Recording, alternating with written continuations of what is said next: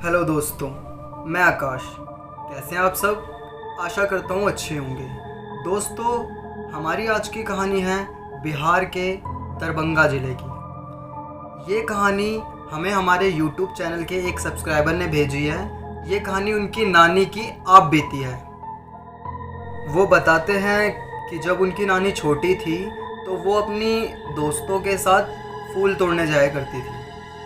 लेकिन जिस बाग में वो फूल तोड़ने जाया करती थी उसी से सटा हुआ एक और बाग था जिसके पीछे एक हॉस्पिटल था।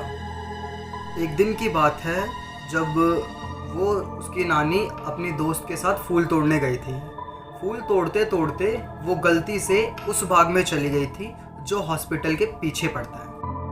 और उस बाग के बारे में बहुत सी बातें फैली हुई हैं क्योंकि रात बिरात वहाँ पे कुछ ना कुछ देखा जाता है अजीबो गरीब सा। कि हॉस्पिटल वाले हॉस्पिटल की जितनी भी लावारिस लाशें होती हैं उसे उसी पीछे वाले बाग में गाड़ दिया करते हैं, जिसके कारण कुछ आते जाते राहगीरों ने वहाँ पे बहुत अजीबो गरीब चीज़ें महसूस करी हैं। और कई लोग तो उस बाग के बारे में ये भी कहा करते हैं कि वहाँ से अजीबो गरीब आवाज़ें आती हैं। पर नानी और उनकी दोस्त दिन के समय वहाँ चली जाया करती थी क्योंकि दिन के समय ऐसा कुछ नहीं होता था। लेकिन उन्हें क्या पता था कि उनके साथ जो आज होने वाला है वो बहुत डरावना था।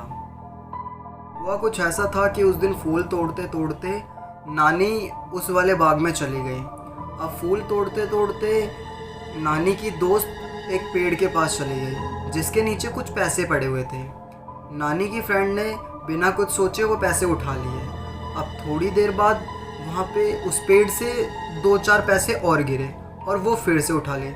नानी को ये सब बहुत अजीब सा लग रहा था लेकिन वो नहीं मान रही थी और पैसे धीरे धीरे गिरते जा रहे थे और नानी की दोस्त पैसे उठाए जा रही थी। लेकिन अचानक से नानी की दोस्त का किसी ने हाथ पकड़ा और मोड़ दिया। उसका हाथ मानो बहुत बुरी तरीके से अकड़ चुका था और नानी इन सब चीज़ को देखकर बहुत ज़्यादा डर चुकी थी और वहाँ से भाग गई। अब नानी तो भाग चुकी थी लेकिन जो उनकी दोस्त थी उनके साथ बहुत अजीबोगरीब घट रहा था। उनको बिना सर वाला आदमी दिख रहा था। पेड़ पर बैठी एक औरत दिखाई दी जिसके हाथ बहुत लंबे थे और उसने नानी की दोस्त का हाथ मोड़ रखा था। और लेकिन वो औरत नानी की दोस्त के अलावा और किसी को नहीं दिख रही थी। कुछ ही देर बाद नानी अपने घर पहुंच चुकी थी। नानी ने ये बात अपनी मम्मी को बताई। उनकी मम्मी ने ये बात गांव के कुछ लोगों को बताई। उसके बाद गांव के सभी लोग फटाफट उस हॉस्पिटल के पीछे वाले बाग में पहुंचे। फिर थोड़ी देर बाद 2 आदमी पीछे से एक साधु को लेकर आए जो उसी गांव में रहा करता था। साधु के आते ही साधु ने देखा कि उस बच्ची का हाथ एक चुड़ैल ने मोड़ रखा था, लेकिन वो चुड़ैल पूरे गांव में किसी को नहीं दिख रही थी, उस बच्ची को और साधु के अलावा। साधु सीधा गया उस पेड़ के पास और उस चुड़ैल से बात करनी चाहिए, लेकिन वो कुछ बोल नहीं रही थी। फिर थोड़ी देर बाद साधु ने गंगा जल मंगाया और पेड़ पे छिड़का। फिर उससे बोला, क्या चाहिए तुझे इस बच्ची से? फिर उस पेड़ पे बैठी उस चुड़ैल ने बोला कि ये मेरा बाग है और ये यहाँ फूल तोड़ने क्यों आई है।